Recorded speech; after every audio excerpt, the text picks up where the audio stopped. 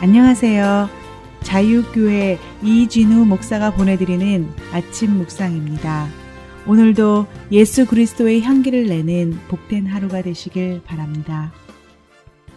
2월 10일 목요일 아침 묵상입니다. 오늘은 형제들을 위로하고 가니라 라는 제목으로 사도행전 16장 40절 말씀 묵상합니다.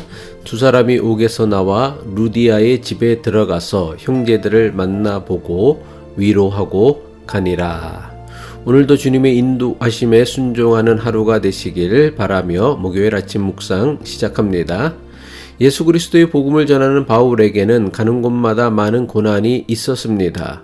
복음을 전하는 일에 고난이 따르는 것이 어쩌면 너무나 당연한 일이지만 그렇다고 바울의 전도 여행에 고난만 있었던 것은 아닙니다. 바울은 복음을 전하다 많은 고초와 고난을 겪어야 했지만 동시에 그리스도로 말미암은 위로 역시 차고 넘쳤습니다. 바울이 귀신 들린 여인에게서 악한 귀신을 쫓아내는 선한 일을 하고도 많은 매질을 당하고 두 발의 착고를 차고 지하 감옥에 갇힌 것은 고초였고 고난이었습니다. 하지만 바울과 실라의 고난 중에 하나님께서는 지하 감옥을 유동치게 하셨고 감옥의 문을 활짝 열어주시고 바울과 실라의 두 발에 채워진 착고를 풀어주셨습니다.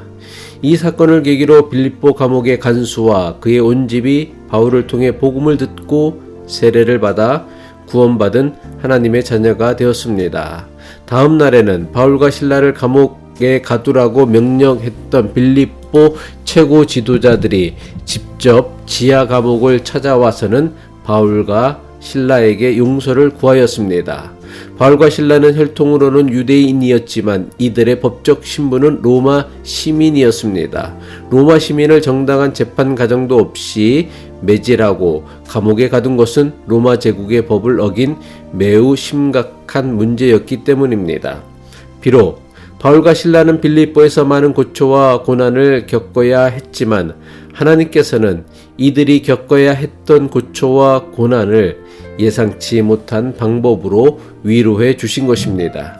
바울은 자신이 경험해야 했던 고초와 고난 그리고 이 과정에서 하나님께서 베풀어 주신 위로를 개인적인 체험으로만 제한하지 않았습니다. 바울은 자신이 고난을 겪는 것은 자신과 비슷한 고난을 겪는 사람의 이웃이 되게 하시려는 하나님의 뜻으로 믿었습니다.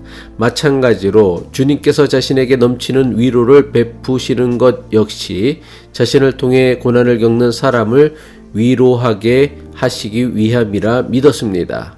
바울은 이러한 자신의 깨달음을 고린도 교회에 보내는 편지에서 이렇게 고백하였습니다. 고린도후서 1장 6절이죠. 우리가 환난을 당하는 것도 여러분이 위로와 구원을 받게 하시려는 것이며 우리가 위로를 받는 것도 여러분이 위로를 받게 하려는 것입니다. 이 위로로 여러분은 우리가 당하는 것과 똑같은 고난을 견디어냅니다.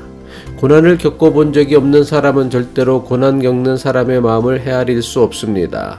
고난을 겪지 않는 사람이 어떻게 고난 겪는 사람의 아픔과 슬픔에 동참할 수 있겠습니까? 고난을 겪어본 사람만이 고난을 겪고 있는 사람의 이웃이 되고 친구가 될 수 있습니다. 하지만 아무리 많은 고초와 고난을 겪었다고 해도 주님의 위로를 경험하지 못한 사람은 고난을 겪는 사람을 진정으로 위로할 수 없습니다.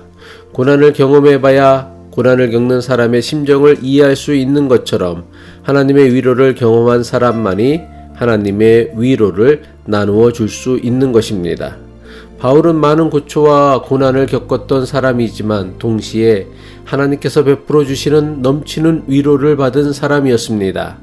그러했기에 바울은 고난 겪는 사람을 주님의 말씀으로, 주님의 사랑으로, 주님의 마음으로 위로할 수 있었습니다. 이것은 오늘 우리도 마찬가지입니다. 우리는 인생을 살면서 여러 가지 고통이나 고난을 겪으며 살아야 하는 존재입니다. 인생을 살면서 피할 수 없는 고통이나 고난이 우리에게 주는 가장 중요한 영적 도전이 무엇입니까? 우리가 겪어야 하는 고통이나 고난은 우리와 비슷한 고통이나 고난을 겪는 사람을 진심으로 공감하고 위로하고 연대하며 돕기 위함입니다. 바울의 고백처럼 세상을 살다 보면 예수를 그리스도라 믿기 때문에 겪어야 하는 고난이 분명 있습니다. 하지만 그때마다 고난을 능히 이겨낼 수 있도록 도우시는 주님의 위로도 함께 한다는 것을 잊지 말아야 합니다. 바울과 실라는 빌립보 관리들로부터 사가를 받고 감옥에서 나와 곧바로 자신들이 유하던 루디아의 집으로 갔습니다. 루디아와 그녀의 식구들은 바울이 전하는 복음을 믿고 세례를 받아 예수 그리스도의 제자가 된 빌립보 최초의 그리스도인들이었습니다. 루디아 집에는 바울 일행 가운데 헬라인이라는 이유로 잡혀가지 않았던 젊은 디모데와 의사 누가가 애타게 기다리고 있었습니다. 루디아의 집에서 자신들을 애타게 기다리고 있던 사람들을 만난 바울과 실라는 자신들을 걱정했던 이들을 안심시켜주고 오히려 위로해 주었습니다. 사람들에게 끌려가 모진 고초와 고난을 겪었던 바울과 실라가 어떻게 집에서 기다리던 사람들을 위로할 수 있었습니까? 바울과 실라는 비록 모진 고초를 겪고 감옥에 갇히는 고통을 겪어야 했지만 이들이 받았던 하늘의 위로는 더욱 신비하고 놀라웠기 때문입니다. 바울과 실라는 자신들이 감옥에 갇혀 있었던 하룻밤 사이에 일어난 모든 일을 자세히 전했습니다.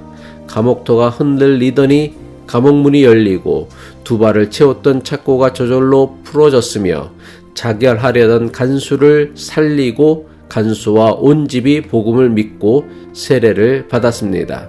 날이 새자 자신들을 매질하고 감옥에 가두라고 명령했던 빌립보 최고 지도자들이 찾아와 용서를 구하고 자신들을 풀어주었다는 소식을 전했습니다.